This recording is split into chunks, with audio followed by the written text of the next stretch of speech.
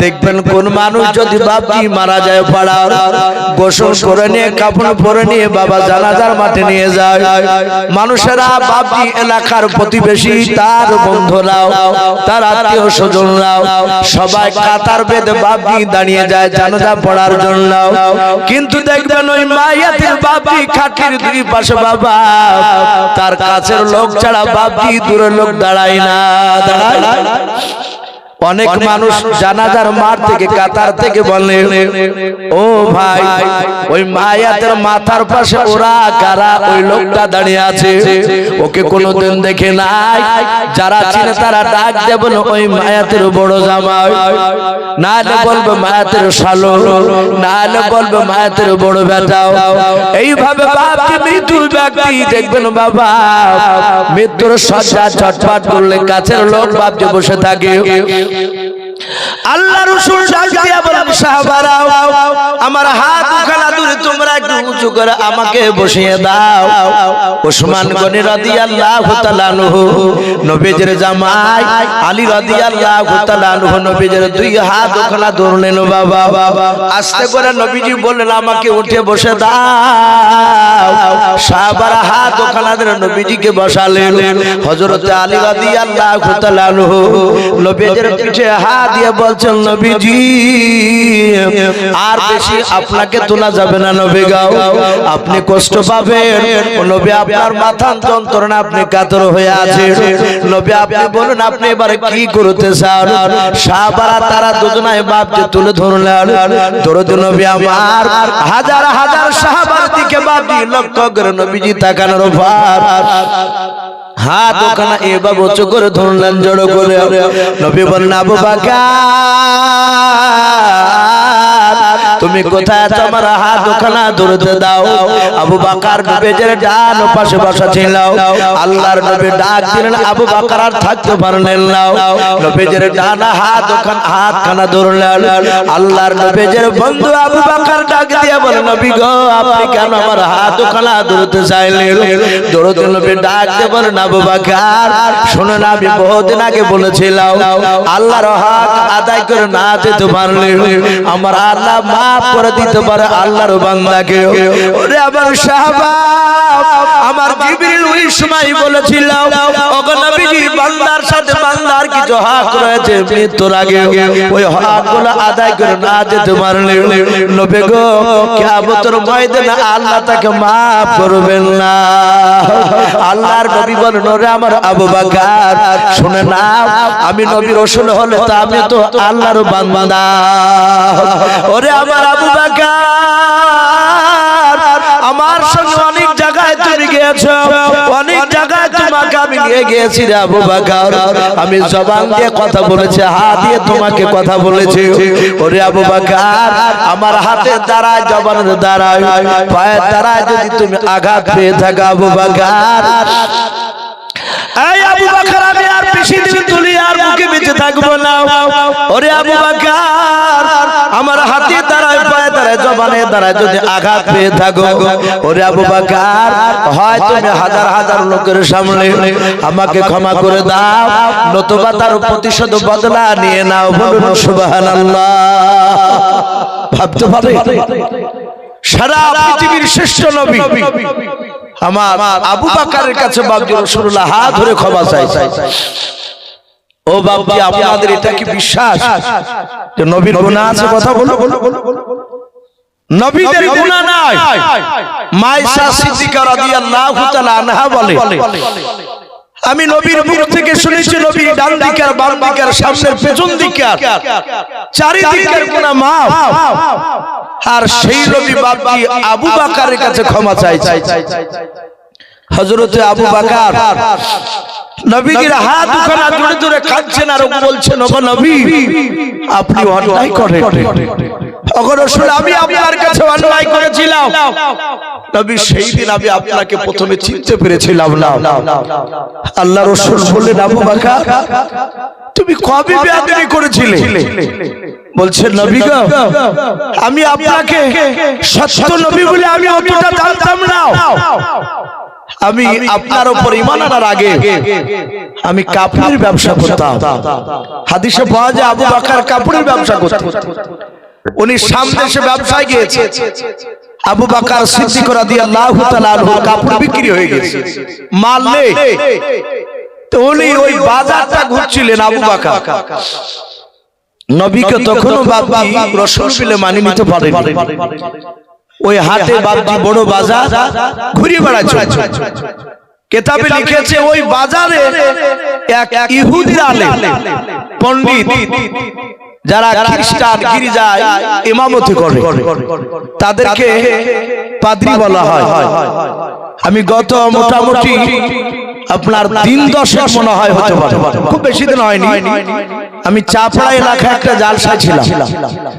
তো ওখানে বাপজি প্যান্ডেল করেছে গির্জার মাঠে, এভাবে বক্তব্য দিচ্ছে। এখানে সামনে বিরাট গির্জা, ওখানে মুসলমানও আছে খ্রিস্টানও আছে। তো খ্রিস্টান গির্জায় যারা ইমামতি করে তাদেরকে পাদ্রী বলা হয়, ইহুদি তারা আলেম। তো কিতাবে লিখেছে ওই ইহুদির বড় আলেম, তার নাম বুহাইরা রহিম, কিতাবে নাম এসেছে। এই বুহাইরা রহিম বুকে করে বাপজি তাওরাত কিতাবকে নিয়ে বেড়াচ্ছিল। আসমানি কিতাব তাওরাত। আমরা জানি বড় বড় আসমানি কিতাব হচ্ছে 4খানা, কোরআন শরীফ, তাওরাত, জাবুর যাকে জুবুর বলি, আর ইনজিল। বাদ বাকি আরো যে কিতাবগুলো এসেছিল ছোট ছোট কিতাব, ওগুলোকে বাপজি সহিফা বলা হয়। তে তাওরাত কিতাব ওই ইহুদির পণ্ডিত বুকে করে নিয়ে বাপজি চলে বেড়াচ্ছিল, ওই হাটে ঘুরে বেড়াচ্ছিল। হঠাৎ করে আবু বকরকে বাপজি দেখেছে যেতে। দেখার পর ইহুদের আলেমটা সামনে গিয়ে বলল, এই ভাই একটু দাঁড়াও। আবু বকর দাঁড়িয়ে গেলেন, বলে কি হলো ভাই, তুমি আমাকে কেন দাঁড়াতে বললে? ইহুদের আলেমটা তাওরাত কিতাবটা বাপজি খোলার পর আবু বকরের পা থেকে মাথা পর্যন্ত দেখিলাম। দেখার পর বলে, ভাই তোমার নাম কি? আবু বকর। আবু বকর বলে, ভাই আমার নাম আবু বকর। ইহুদের আলেমটা আবার বলল, ভাই তোমার আব্বার নাম কি? আবু কুহাফা। হযরত আবু বকর ডাক দিয়া বলে, হ্যাঁ আমার আব্বার নাম আবু কুহাফা। ওগো ভাই, আমি তোমার নাম জানি না, তুমি কে? আমার নাম, আমার আব্বার নাম তুমি কেমন করে জানলে বলো?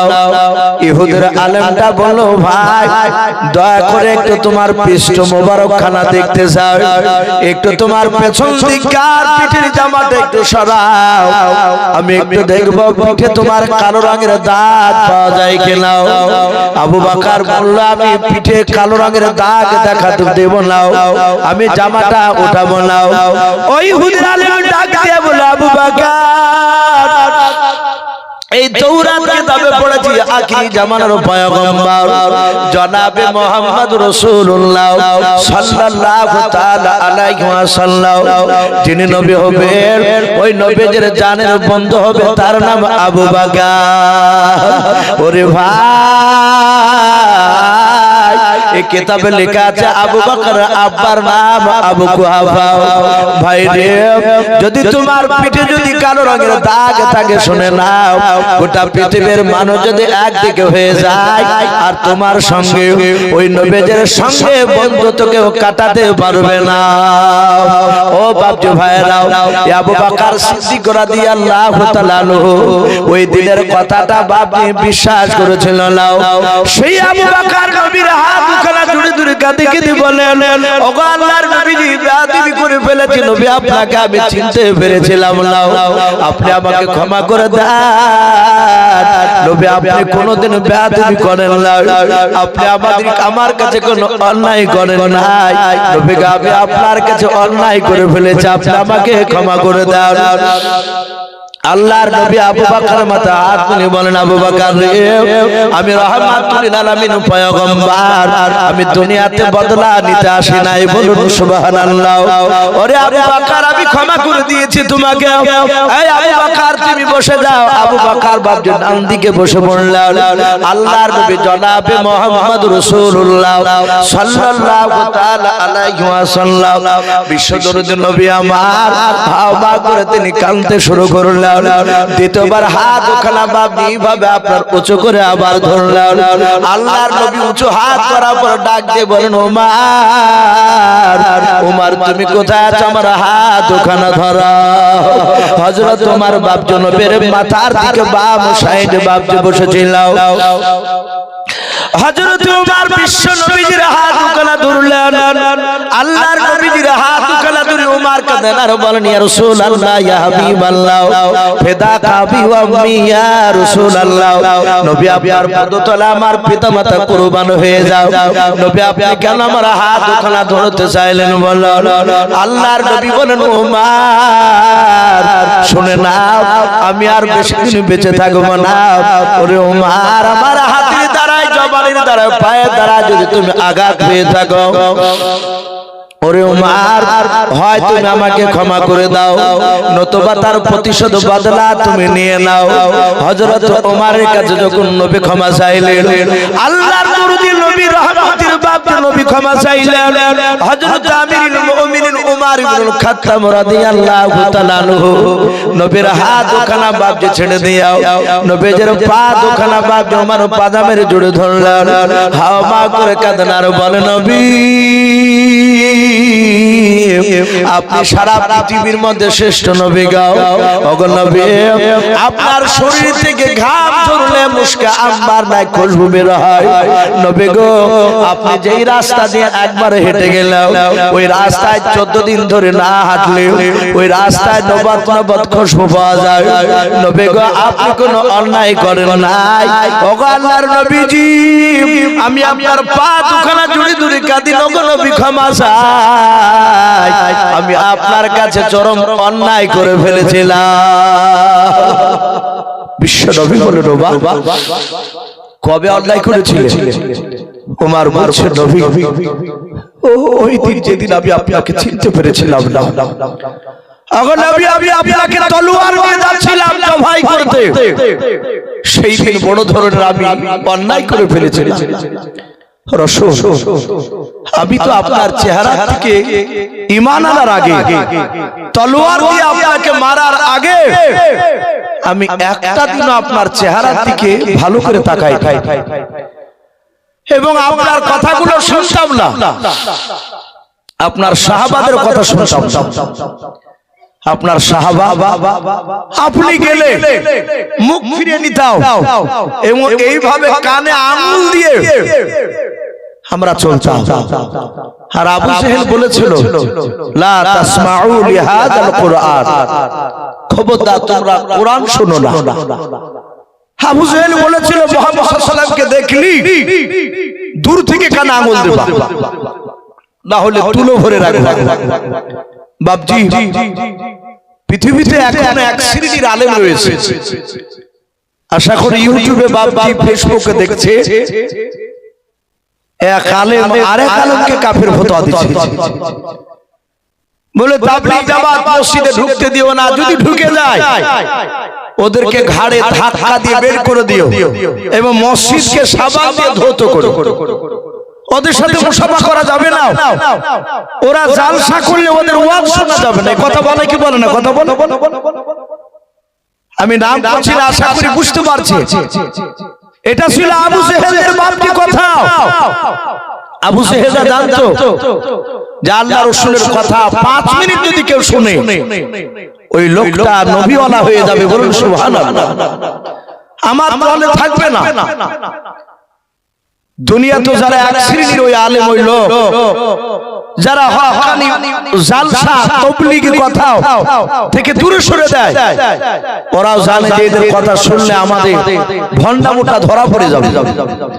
বাপজি আমার সোনা লালেরা, এরা জানতো আবু জেহেল যে না, এই উমারকে মুহাম্মদ সাল্লাল্লাহু আলাইহি ওয়াসাল্লামের কথা শুনতে দেওয়া যাবে না, আমার দলের লোক ওদের কাছে বসতে দেওয়াই যাবে না।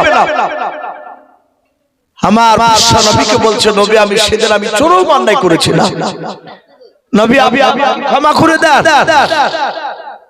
হযরত ওমর কাঁদছিলেন, হাজার হাজার সাহাবা ছিলেন, কিতাবে লিখেছে উরাইকা রাদিয়াল্লাহু তাআলা আনহু বলে নাও, আরো কয়েকজন সাহাবা নবীজিকে বলেন ইয়া রাসূলুল্লাহ ইয়া হাবিবাল্লাহ আমার বাড়ি শাম দেশে, আরেক সাহাবা বলেন আমার বাড়ি সিরিয়ায়, আরেক সাহাবা বলল ওগো নবী আমার বাড়ি অনেক দূরে, নবী গো আমি বহুদিন পর ঈমান আনার পরে ওমরকে দেখেছি, ওমর আপনার জানের সাথী, আপনার বন্ধু, কিন্তু এই ওমর আপনাকে নাকি মারতে গিয়েছিল, এটা সাহাবাদের মুখে শুনেছি, নবী আপনার মুখে শুনেছি। ওগো আল্লাহর রাসূল আমরা অনেকগুলো সাহাবা রয়েছি যারা ওমরের ঈমান আনা আমরা সচক্ষে দেখেছিলাম, নাও কথা শুনেছিলাম, ওমরের মুখ থেকে শুনি নাই।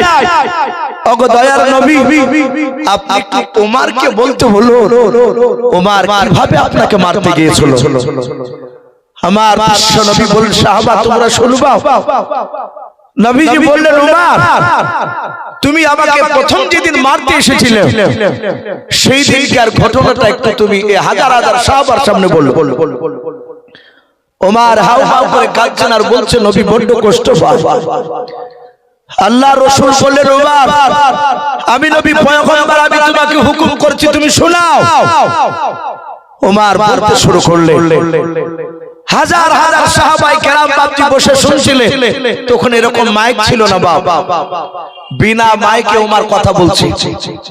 ওমরের গলার ভোল্টেজ কতটা জানা আছে বাবা আপনাদের? আওয়াজ কতটা দূর যেত?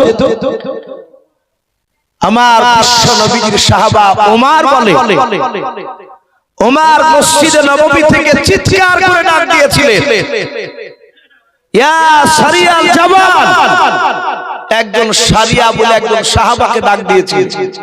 ওমরের জামানায় তিনি যুদ্ধ গিয়েছিলেন, ওমরের কথা শুনে বেঈমানের সঙ্গে লড়াই করতে। মসজিদে নববী থেকে বাপজি 1400 কিলোমিটার দূরে সেই সারিয়া সেই ময়দানে যুদ্ধ করছিলেন। হযরত ওমর জুম্মাতে বায়ান করছিলেন, বায়ান করতে করতে হঠাৎ করে ডাক দিয়ে বললেন ইয়া সারিয়াল জাবান, এ সারিয়া তুমি পাহাড়ের দিকে আছো, তুমি একটু নজর করো। উপস্থিত সাহাবারা বলছেন ইয়া আমিরুল মুমিনিন এখানে সারিয়া তো নাই, ও তো আজ 15 দিন আগে যুদ্ধ হয়ে গিয়েছে। বলে আমি তাকে ডাক দিয়েছি, উনি যুদ্ধ করে বাড়ি আসেন। ওমরের কথাটা জিজ্ঞাসা করলেন তোমাকে গত সপ্তাহে জুম্মার দিনে ওমরকে ডাক দিয়েছিল? এই সারিয়া, সারিয়া বলছেন খোদার কসম কেন বলি আমার মনে হচ্ছে 10 হাত পেছন থেকে ওমর আমাকে ডাক দিয়ে সাবধান করে দিলেন, বলুন সুবহানাল্লাহ। ওমর ছিল বাপজি আধ্যাত্মিক জগতের সম্রাট। হযরত ওমরের গলার আওয়াজ এত ভোল্টেজ বাপজি ছিল, এত জোর দূরে যেত, 1400 মাইল দূরে পৌঁছার জন্য ওনার আওয়াজ, এটা গল্প নয়। আমার বিশ্ব নবীর সাহাবা ওমর ডাক দিয়ে বলছে নবী সেই দিন আমি আপনাকে চিনতাম না, আমি আপনাকে দেখলে আপনার সাহাবাকে দেখলে আঙ্গুল দিয়ে হাঁটতাম। সঙ্গে সঙ্গে আবু জেহেল মিটিং ডেকেছিল, 12,000 লোক আমরা সেখানে জমা হয়েছিলাম। 12,000 লোকের মধ্যে থেকে প্রধান বক্তা ছিল বেঈমান আবু জেহেল। শব্দটা জাহাল কিন্তু আমরা আবু জেহেল বলে বাপজি সবাই জানি।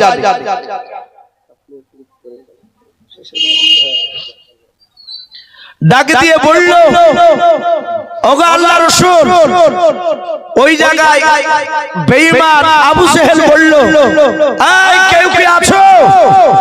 আমার দলের কোন লোক মুহাম্মদ সাল্লাল্লাহু আলাইহি ওয়াসাল্লামের মাথা কাটবা। ওগো আল্লাহর রাসূল, আমি সবারই পেছনে ছিলাম, আমি নওজোয়ান উমর সবারই পেছনে বসা, কেউ হাত উঠায় না, সবাই তাকাতাকি করে। আবু জেহেল বলল কেউ নাই, ওই আব্দুল্লাহর ছেলে মুহাম্মদ সাল্লাল্লাহু আলাইহি ওয়াসাল্লামের মাথা কাটতে পারবা?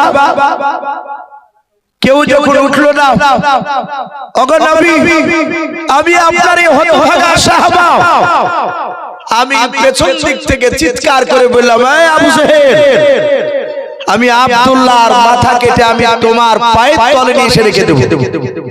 কি দেবা? ওমর বলল, আমি জবাই করব বললাম, মাথা কেটে নিয়ে এসে দিব বললাম। 12,000 লোক সবাই হাত তালি মেরে আমাকে বাহবা দিল। তারা বলল ওমর ছাড়া কেউ পারবে না।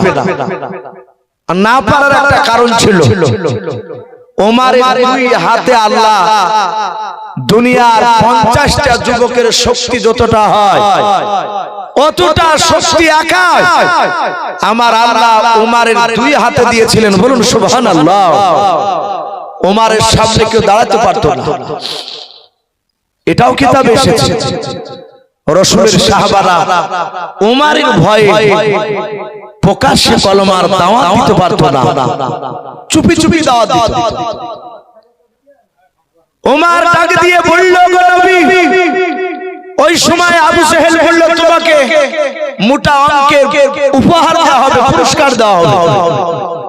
আমি রাজি হয়ে গেলাম, কিন্তু আবু জেহেলকে আমার বিশ্বাস নাই। ওমর বলছে, আমি ওকে পাহাড়ে হাত দিয়ে কসম কেটে নিলাম, তাই কাটলো। ওগো আল্লাহর রাসূল, আমি অলুনা তলোয়ার খানা নিয়ে আমি ছুটছিলাম আপনার মাথা কাটার জন্য, আপনি যেখানে ছিলেন।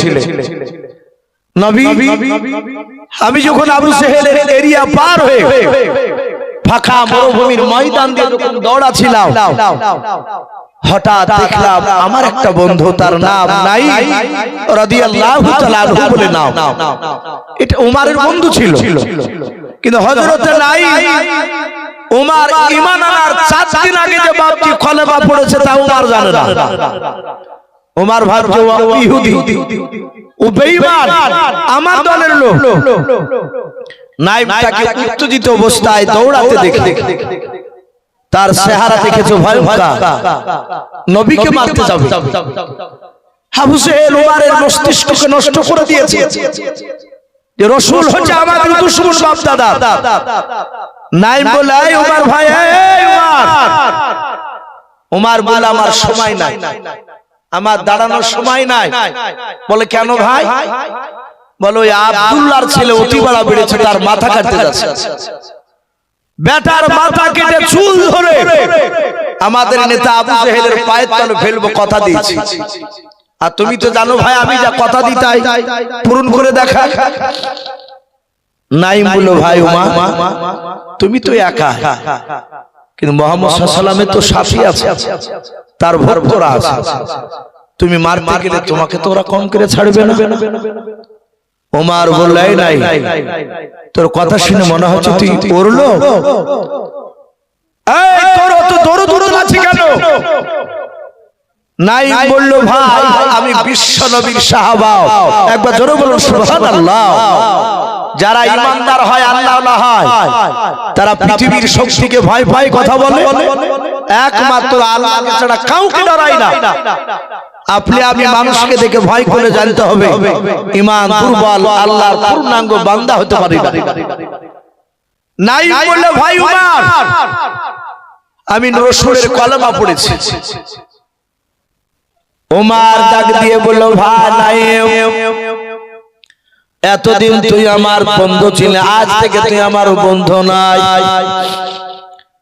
নাইম বলল, ভাই তুমি কি বলতে চাও বলো। ওমর বলল, নাই, আমি তোকে নবীকে মারার আগে তোকে জবাই করব। হযরত ওমর তলোয়ার খানা বাকি তুলেছে নাইমকে মারার জন্য। হযরত নাইমের কাছে বাকি তলোয়ার ছিল, তিনি তলোয়ার বের করলেন।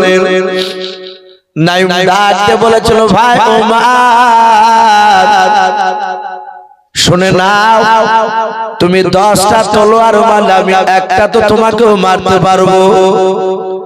ওরে ওমর, তোমার দুটো হাত আমারও দুটো হাত, তোমার রক্ত আমারও শরীরে রক্ত। ওমর রে, আমাকে মারার আগে নবীকে মারার আগে ওমর তোমার বাড়িটা ভালো করে খোঁজ নাও গাও। ওমর বলো বাড়ি মানে বলে ওমর তোমার বোন কটা? বলে আমার একটা বোন। বোনের নাম কি? বলে বোনের নাম ফাতেমা। বলে বিয়ে দিয়েছো? বলে হ্যাঁ দিয়েছি, গ্রামে ওই পাড়ায়। বলে ভাই ওমর তোমার দুলা ভাইয়ের নাম কি? বলে দুলা ভাইয়ের নাম সাইদ। বলে ওমর যে নবীর কলমা পড়ার জন্য আমাকে মারতে যাচ্ছ, যে নবীর মাথা কাটতে যাচ্ছ ওমর, সেই নবীর কলমা তোমার কলিজার টুকরা বনু ফাতেমা আর তার স্বামী সাইদ, তারা দুজনাই আজ 3 দিন আগে তারা ইসলাম গ্রহণ করেছে। জোরে বলুন সুবহানাল্লাহ। কলমা পড়ে দিয়েছে। ওমর বলে নাই ভাই মিথ্যা কথা বলিস না তো? বলে 4 দিন আগে বলতাম, 4 দিন থেকে আর মিথ্যা কথা বলি নাই।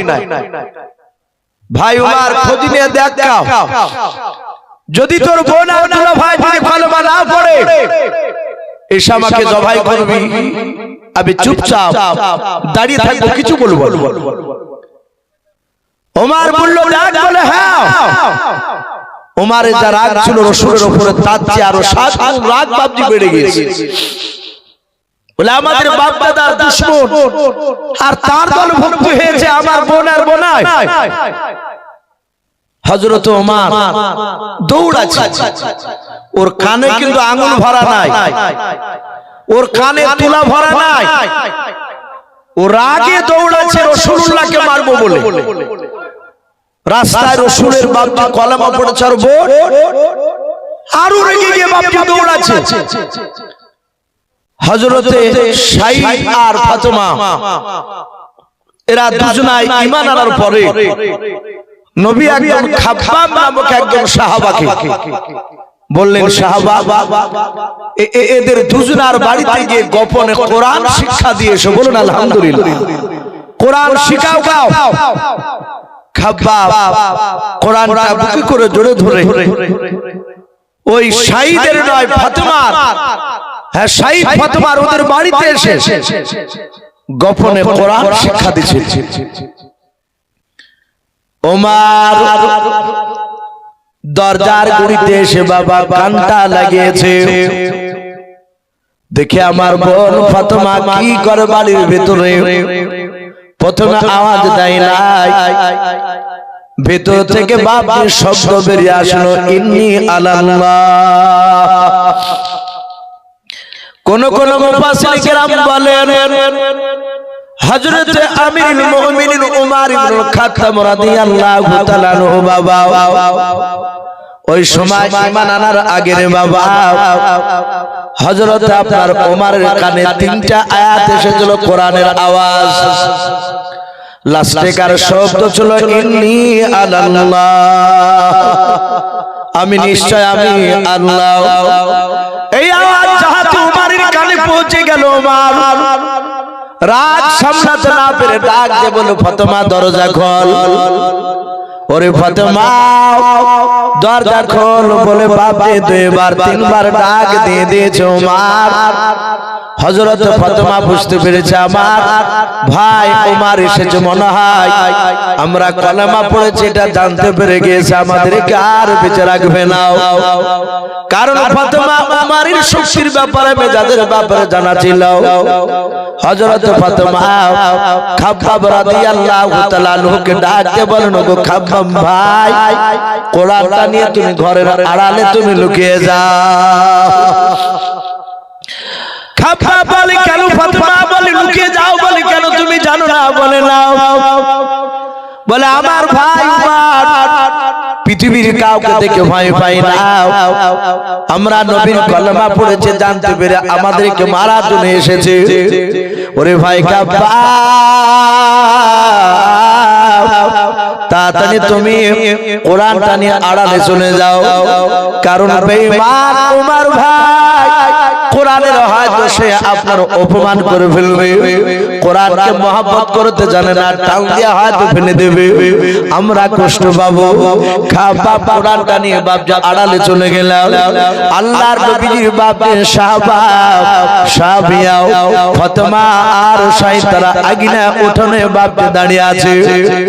ওমর তিনবার চিৎকার করে ডেকে যখন দরজা খুলতে দেরি হয়ে গেল, ওমর ডান পা দিয়ে বাপি দরজা লাত মেরে দিল, দরজা ভেঙে গেল। ওমর তলোয়ার খানা বাপ যে ডান হাতে ধরে আছে, ওমর বাড়িতে প্রবেশ করানোর পর নিজের দোলা ভাই সাইদের বাবা বাম হাত দিয়ে সাইদের দাড়ি কানাকে বাপ ধরে ফেলল, দাড়ি কানা ধরে টান দেওয়ার বলে, ওরে শহীদ ভাই শুনলাম তুমি নাকি কলমা পড়ে নিয়েছো। শহীদ বলো, ভাই ওমর শুধু আমি একাই নাই, তোমার বোন কলমা পড়েছে। ওমর রেগে গেল, বাপ হাতে দাড়ি কানা ধরে বাপ ঝাটকা টান মেরে ওমরের ভাই দুলা ভাইকে ফেলে দিল। ওমরের দুলা ভাই শহীদ বাপ চিৎ করে বাপ যে পড়ে গেল। ওমরের শক্তি ঝোল সামলাতে পারে না, মাটিতে যাহাতে পড়ে গেছে। ওমর তার দুলা ভাইয়ের বুকের উপর বাপ যে দাঁড়িয়ে গেল। ওমর চিৎকার করে বলে, আমি তলোয়ারের উল্টো পিঠ দিয়ে মারবো।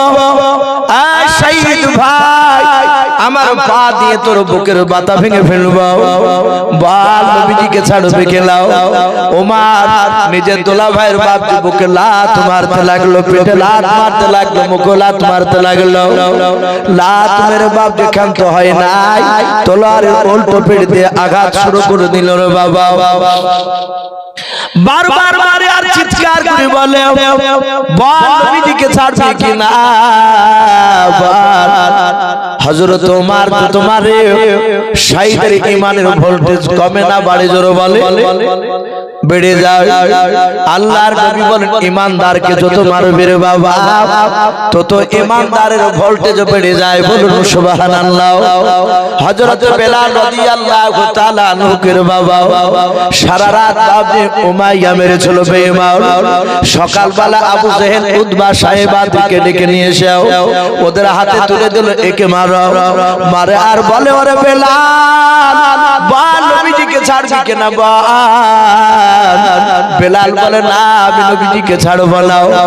আহাদ আহাদ আহাদ বাপ যে করে। আবু জেহেল বলে, না না এভাবে করা যাবে না, ওর মুখ থেকে আল্লাহর নাম ছাড়তে হলে ওটের পায়ের দড়ি বাঁধে দাও, বেলালের পায়ে দড়ি বেঁধে দাও, পাহাড়ি এলাকা দিয়ে তাকে টেনে হেঁচড়ে নিয়ে বাড়াও। তাই বাড়ানো হলো। হযরত বেলালকে পাহাড়ি এলাকা দিয়ে নিয়ে যায়, উট উড়ায়। হযরত বেলাল বাপ যে আপনার পাহাড়ের সাথে ধাক্কা লাগে, পাথরে ঘষটন লেগে লেগে রে বাবা হযরত বেলালের চামড়া গোশত এমনকি হাড় পর্যন্ত ক্ষয় হয়ে গিয়েছিল। এই শুধু উটের পায়ে বেঁধে রেখে বাপ তারা থামে নাই। হাজার হাজার বেঈমানরা সবাই বাগি মক্কার চৌরাস্তার মোড়ে বাপ তারা দাঁড়িয়ে বেলালকে নিয়ে আসলো। লোহার রডকে বাপ আপনার তাতালো, পাথরকে তাতানোর পর কত বিক্ষত জায়গায় বেলালের বাপ চেপে ধরলো। বেলালকে যত কষ্ট দেয় হযরত বেলাল তত মুচকে মুচকে হাসার আল্লাহর নাম নাই, বলুন সুবহানাল্লাহ। আবু জেহেল বলল, ভাই রে একে আর এভাবে মারা যাবে না। বলে কেন? বলে যত কষ্ট দিচ্ছি ততই তাকে ভালো লাগে, তত আল্লাহর নাম মধুর শুনে নেয়।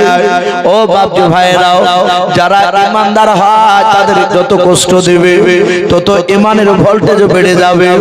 হযরত সাঈদ ডাক দিয়ে বলেছিল, ভাই উমর মারতে মারতে যদি ধুলার সাথে মিশে দাও তবু আমার কলিজার ভেতর থেকে নবীকে বের করতে পারবে না, আমি নবীজিকে ছাড়া থাকতে পারবো না। হযরত আপনার ওই সুমাইয়া নাই, হযরত ওমরের কলিজার টুকরা বোন ফাতেমা সাইড থেকে দাঁড়িয়ে দাঁড়িয়ে দেখছিল আর বলো, ভাই আমার স্বামীকে তুমি মেরো না। বারবার বাপ যে অনুনয় বিনয় করেছিল শুনল নাও। লাস্ট পর্যন্ত ফাতেমা দৌড়ে গিয়ে নিজের স্বামীর বুকের উপর শুয়ে পড়ল। ডাক দিয়ে বলেছিল, ভাই তুমি আমার স্বামীকে মেরো না, ও ভাই তুমি আমার স্বামীকে মেরো না। চিৎকার করে ডাক দিয়ে বাপ যে কাঁদতে কাঁদতে বলতে লাগলো, ওমারের তিনটা বাপ যে পাথর ন্যায় হয়েছিল, তখন নূরের জ্যোতি বাপ যে জ্বলে ওঠে না। ওমার বাপের আগে থাকতে না পেরে রে বাবা নিজের বোনকে বাপ যে মারতে পর্যন্ত ছাড়লো না। চুলের মুঠি ধরে নিজের বোনকে টানের বাপ যে পাঁচটা মেরে ফেলে দিল। হযরত ফাতেমা বাপ যে আপনার চিতে পড়ে গেল। নিজের বোন বাপ যে ফাতেমা পড়ে আছে, ডাক দিয়ে বলে, ভাই তুমি আমাকে টান মেরে ফেলে দিলে রে ভাই, তোমার কি একটু কষ্ট হলো না? উমার সাপ দিয়ে ফাতেমার বাপ যে বুকের উপর দাঁড়িয়ে গেল, বলে, বোন ফাতেমা এতদিন তুই কলিজার টুকরা বোন ছিলি, আজ তুই আমার দুশমন, আমার বাপ দাদা দুশমন, তোকে জিন্দা বেঁচে রাখবো না। আমি মারতে মারতে তোকে শেষ করে দিব, তলোয়ার দিয়ে আমি উল্টো করে দিয়াও আমি তোর শরীরে আঘাত করব। ওমার মারে মারতে মারতে মারতে মারতে বাবা একবার ডাক দিয়ে বলে, বল ফাতেমা এত মার মারতেছে রে বল, তোকে আমাকে মোহাম্মদ জাদু করেছে বল, যে জাদু থেকে বেরিয়ে আসতে পারিস না বল, কলমা যদি না ছাড়িস একবার হাত জোড় করে আমার কাছে জানের ভিক্ষা চা। হযরত ফাতেমা হাত খানা জোড় করে কেঁদে কেঁদে বলেছিল, ও ভাই উমার, আমার বিশ্ব নবী বলেছে একমাত্র আল্লাহ ছাড়াও কারো কাছে জানের ভিক্ষা চাওয়া যাবে না। ওরে ভাই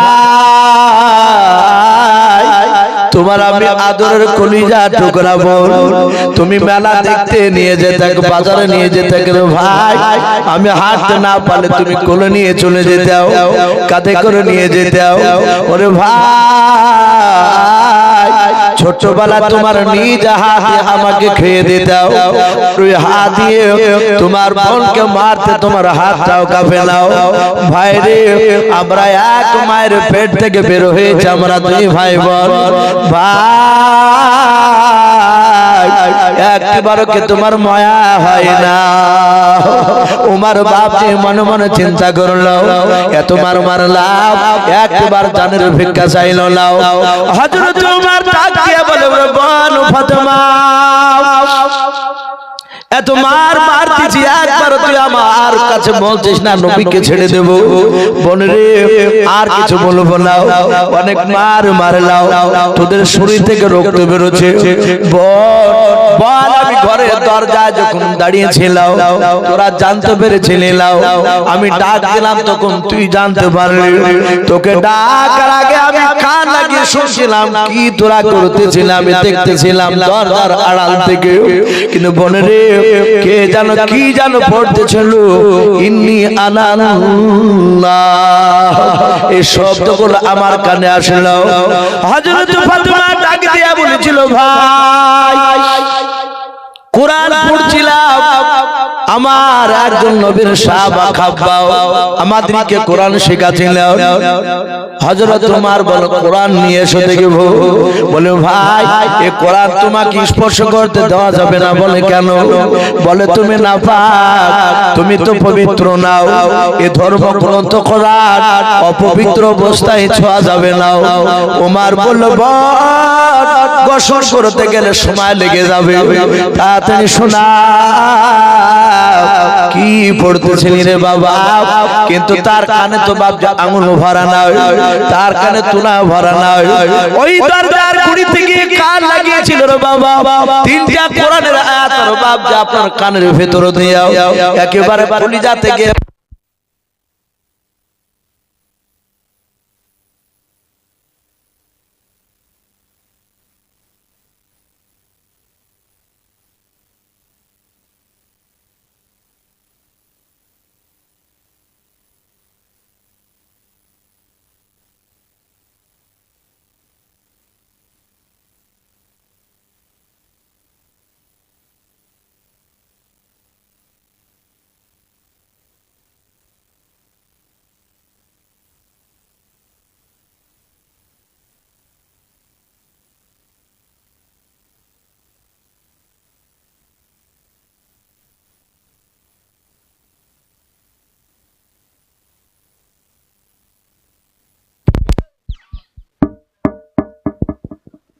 ভাই বসে যা, আর কিছুক্ষণ ইনশাআল্লাহ আলোচনা করে শেষ দোয়া নিয়ে আমরা বাড়ি যাবো ইনশাআল্লাহ।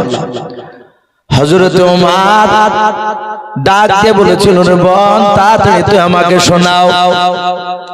হযরত খাব্বাব আপনি ঘরের ভিতর থেকে বেরিয়ে আসলেন। খাব্বাব বুঝতে পেরেছে ওমর আর মারবে না। ওমরের দিলের ভেতরে বাপ নূরের জ্যোতি জ্বলে উঠেছে। আমার আল্লাহ বলেন, মা ইয়াহদিহিল্লাহু ফালা মুদিল্লা লাহু ওয়া মা ইউদ্লিলহু ফালা হাদিয়া লাহু। আমার আল্লাহ বলেন, আমি যাকে হেদায়েত বানাবো পৃথিবীর মানুষ তারা সবাই মিলে তাকে গোমরাহ বানাতে পারবে না, আর আমি যাকে গোমরাহ বানাবো পৃথিবীর মানুষ তাকে হেদায়েত বানাতে পারবে না।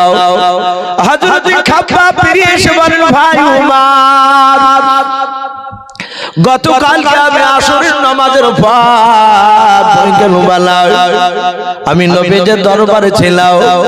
নবী আমার আল্লাহর কাছে হাত তুলে দোয়া চেয়ে বলেছিলেন, আল্লাহ তোমার দিন কেমন আর টিকানো যাবে না।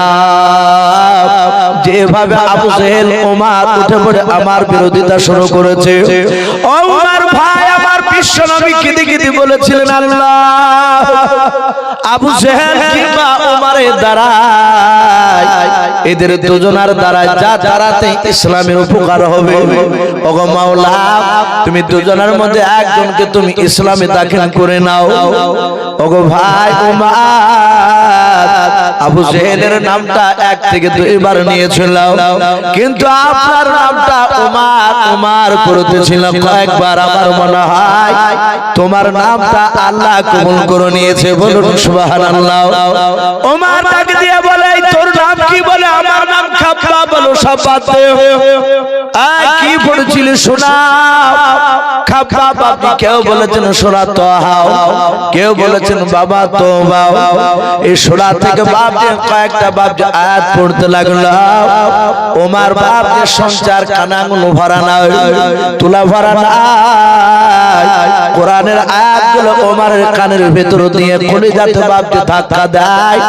আর ওমর বাপ যে আপনার চিৎকার করে নাই রে বাবা, চোখ দিয়ে পানি ঝরে। ওমর যেহেতু আরবি ভাষা জানতেন, তাদের মাতৃভাষা আরবি। ওমর ডাক দিয়ে বলেছিল, ভাই এত সুন্দর বাণী কোথায় পেলি বলো। ডাক দিয়ে বলেছিল, ভাই যেই নবীর কলমা পড়ার জন্য আমাদেরকে মারতেছিল, সেই নবীর উপর এই কোরআন নাজিল হয়েছে।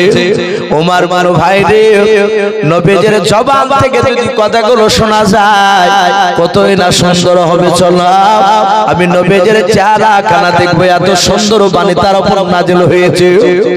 খাব্বাব, ফাতেমা, সাইবা তিনজন ওমরের হাত কানা ধরে নিয়ে চলতে লাগলো।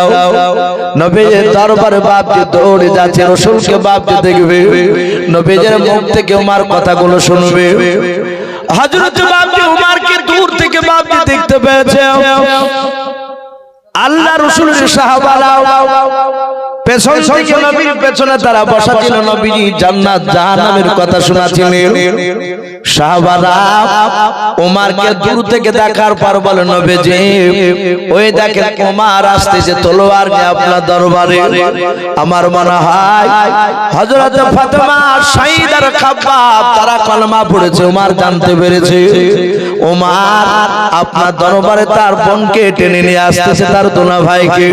মনে হয় আমাদের চোখের সামনে তার বোন দুলাভাইকে জবাই করার পর নবী গো আপনাকে মারবে, আমাদেরকে মারবে। নবীজি একবার হুকুম দেন, ওমর আপনার দরবারে আসার আগে আমরা সবাই মিলে দৌড়ে গিয়ে ওমরকে জবাই করে দিয়ে আমরা জাহান্নামে পাঠিয়ে দেব। দরজা নবী এইভাবে পেছন দিকে ঘুরে থাকে, বলেন সাহাবা তোমরা কি গায়বের খবর জানো? বলে না, গায়বের খবর জানি না। বলে কে জানে? সাহাবারা বলেন একমাত্র আসমান জমিনের মধ্যে একমাত্র আল্লাহ জানেন। বলুন সুবহানাল্লাহ। ডাক দিয়ে বলেছিল নবী গো, কেন এই কথা বলেন? নবী বলেন ওগো সাহাবারা, ওমর যে আমাকে মারতে আসছে তা তোমরা কেমন করে জানলাও? বলে হুজুর আমাদের দুশমন, এই কারণে এটা ধারণা করলাম। নবী বলেন সাহাবারে, গতকালকে আমি তাদের দোয়া করেছি সাহাবা, আমার মনে হয় ওমর না মারতে এসে হয়তো কলমা পড়তে আসতে পারে। আল্লাহর নবী বলেন সাহাবা বসে যাও।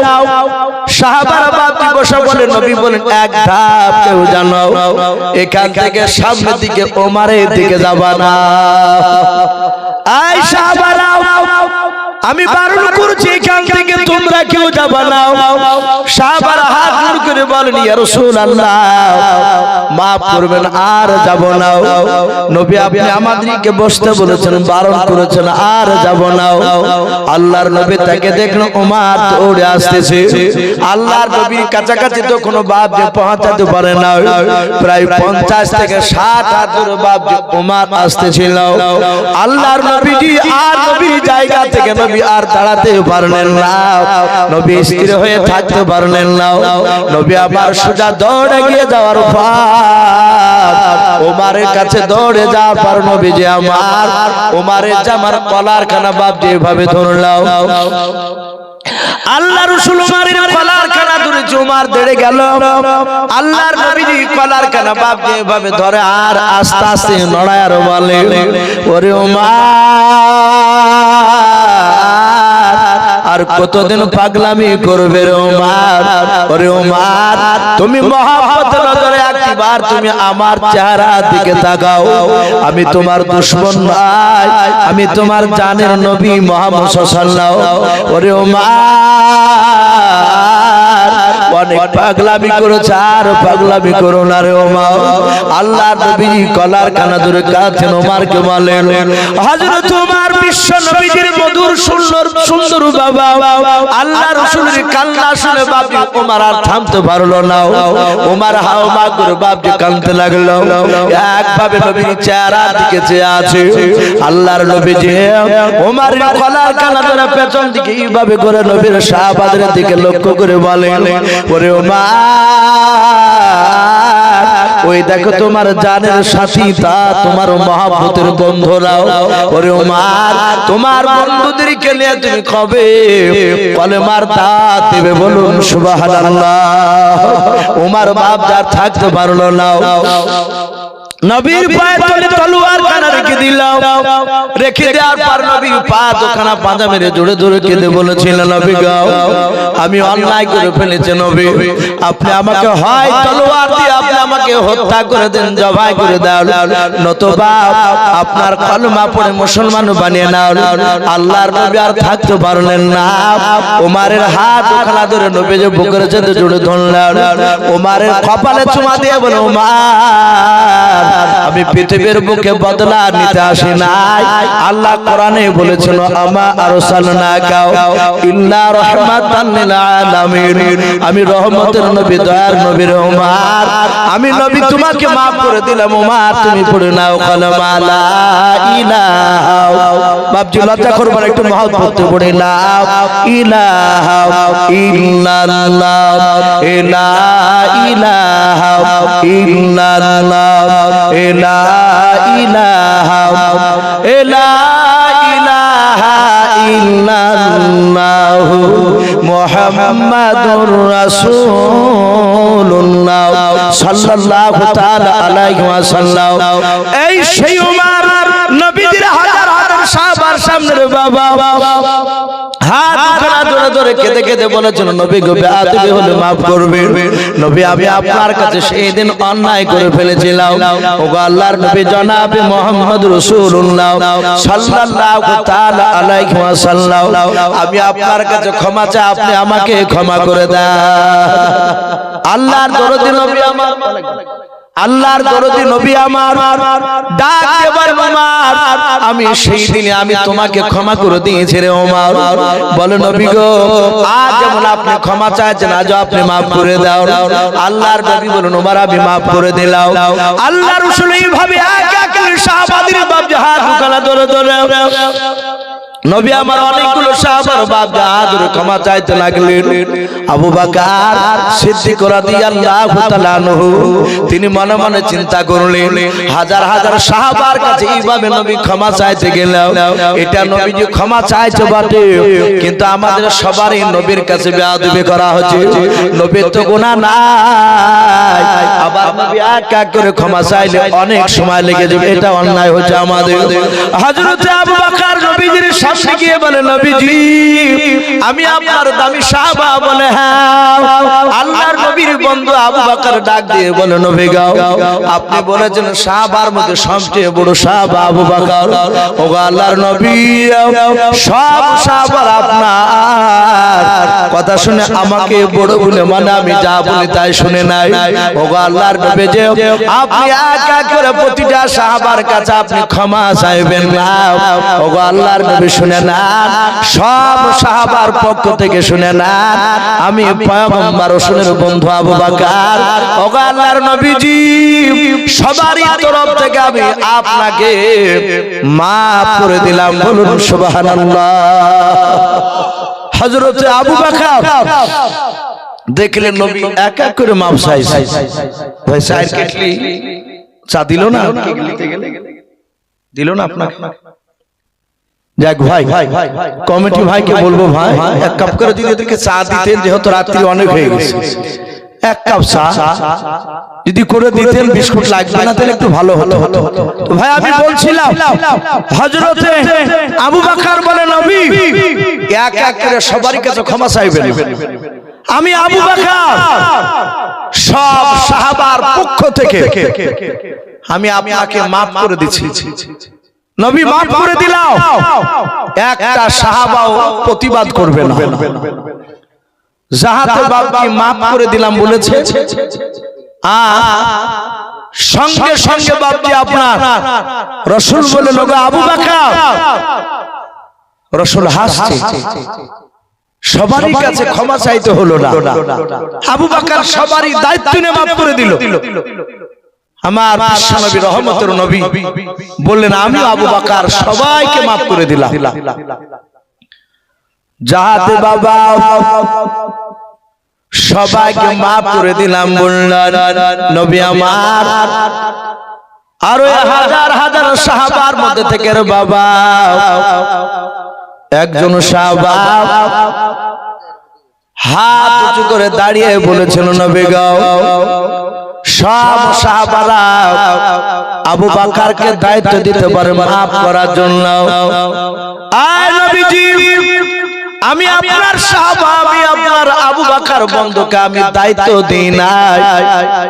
ওগো আল্লাহর নবীজি আমি আপনার সাহাবা, আপনাকে আমি maaf করব না।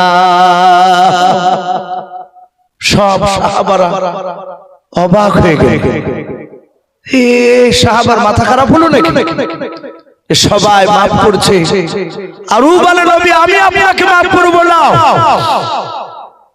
নবী বললেন এই তুমি আমাকে maaf করবে না কেন? বলে হুজুর আপনি একদিন আমাকে চাবুক দিয়ে মেরেছিলেন, মনে আছে বাপজি ওই সাহাবাটার নাম? হযরতে সাদ ইবনে আবি ওয়াক্কাস রাদিয়াল্লাহু তাআলা আনহু।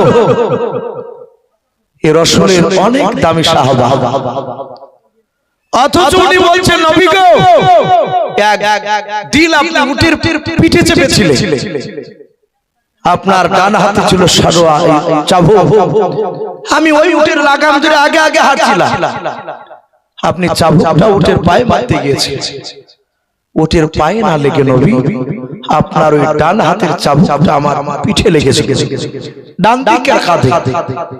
ওগো নবী আজ আপনি হাজার হাজার মানুষের সামনে বলেছে হয় maaf করে দাও নতুবা তার প্রতিশোধ বদলা নিয়ে নাও। নবী আমি আপনাকে maaf করব না।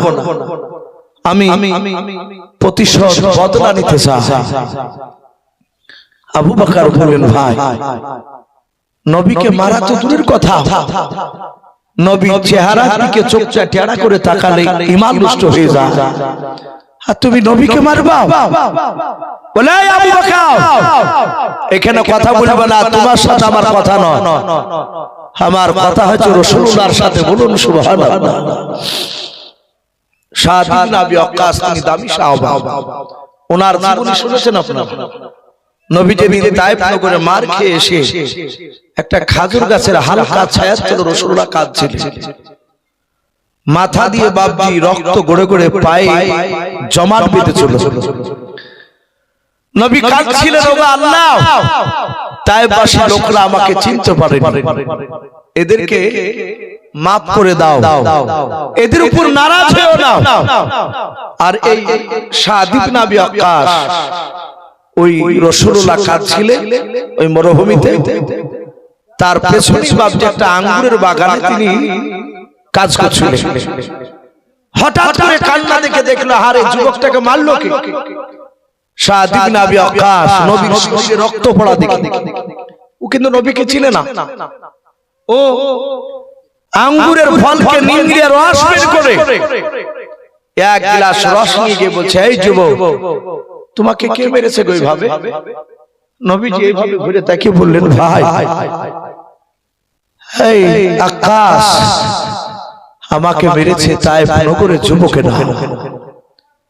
আকাশ বলল, আমার নাম আকাশ, তা আপনি জানেন কি করে? নবীজি বলেন, শুধু তোমার নামটা নয়, তুমি কোন বংশের সন্তান সেটা আমি বলে দেব। আকাশ বলছে, বলো তুমি, আমি কোন বংশের সন্তান? নবী বললেন, আকাশ তুমি ইউনূস নবী আলাইহিস সালামের বংশধর। বাস্তবে উনি তাই ছিলেন। উনি ডাক দিয়ে বললেন, এই ভাই, আপনি কে? আপনার বাড়ি কোথায়? আল্লাহর নবী বলেন, আমার বাড়ি মক্কা নগরে। এই তায়েফ নগরে নানার দেশে এসেছিলাম কলমার দাওয়াত দিতে। আমি নবী। বলে, ভাই আপনি আমার বংশ কেমন করে জানতে পারলেন বলুন? আল্লাহর নবী বলেন, আকাশ এক নবীর খবর আর এক নবী দিতে পারে। বলুন সুবহানাল্লাহ। বাপজি আমার সোনালালেরা, সেই আকাশ বিশ্ব নবীকে চাবুক দিয়ে মারবে। বাপজি আপনাদের যোগ্যতম মুফতি সাহেব, শুধু আপনাদের ইমামি শুধু নয়, এই মুর্শিদাবাদের মধ্যে বাপজি একটা বড় মাদ্রাসা, আপনাদের এই ছয়ঘড়ি হাফিজিয়া মাদ্রাসা। সেই মাদ্রাসা উনি যোগ্যতম শিক্ষক। পড়াশোনা আশা করি প্রায় মানুষ জানে। আমারও ছেলে বাপজি এই মাদ্রাসা হুজুরদের কাছে দিয়েছি। ভাই আপনারা বসে আছেন, একদম মসজিদের চিহ্ন দেখতে পাওয়া যাচ্ছে। সব এই যে কলম বাপজি সম্পূর্ণ এখনো হয়। মুফতি সাহেব একটু ইশারা করে বললেন, ভাই একটু কিছু শেষের বেলা একটু চাই, রাত্রি প্রায় 1টা বাজতে বাপজি 20 মিনিট বাকি আছে। ভাই একটু ঝটঝট করে, আমরা কেউ চলে যাব না শোনা, আমরা সকলে দোয়া নিয়ে বাড়ি যাবো ইনশাআল্লাহ। আর দোয়া মাখন ইবাদত, দোয়া হচ্ছে সমস্ত ইবাদতের বাপজি মাগাজ বলা হয়েছে। এই জন্য আমরা না দোয়া নিয়ে বাপজি বাড়ি যাবো। কার আব্বা, কার মা, কার দাদা দাদি, নানা নানি অনেকের বাপজি চলে গিয়েছে, তাদের মাগফিরাতের কামনা করে দোয়া হবে। ছয়ঘড়ি ডাক্তার শামসুল সাহেব, উনি 5000 টাকার দাতা। বল মারহাবা, বলেন নারে তাকবীর। এই ডাক্তারের ৫,০০০ টাকা দান আল্লাহ কবুল করুন, তার আত্মীয় স্বজন কবর আযাবকে মাফ করুন, বলুন আল্লাহুম্মা আমিন। তার এই যে মানুষের এই ডাক্তারি করা, এটা একটা মানুষের সেবা। আল্লাহ তার মানুষের সেবা করার তৌফিক দান করুন এবং তার হাতে যেন আল্লাহ যশ দান করে, বলুন আল্লাহুম্মা আমিন। তার রুজিতে বরকত দিন, বলুন আল্লাহুম্মা আমিন। বলেন আরে তাকবীর। ভাই একটু আসুন, আমি আপনাদের কাছে ৫০,০০০, ১০,০০০, ১৫,০০০ বাপ আমি চাইবো না। যদি কেউ থাকে, যেমন আমাদের ডাক্তার মশাই শেষের বেলায় বাপজি ৫,০০০ টাকা দিন। যদি কেউ থাকে, দু একজন ব্যক্তি বাপজি ৫,০০০ করে ইনশাআল্লাহ একটু হাত খাড়া উঁচু করে বলতে পারো।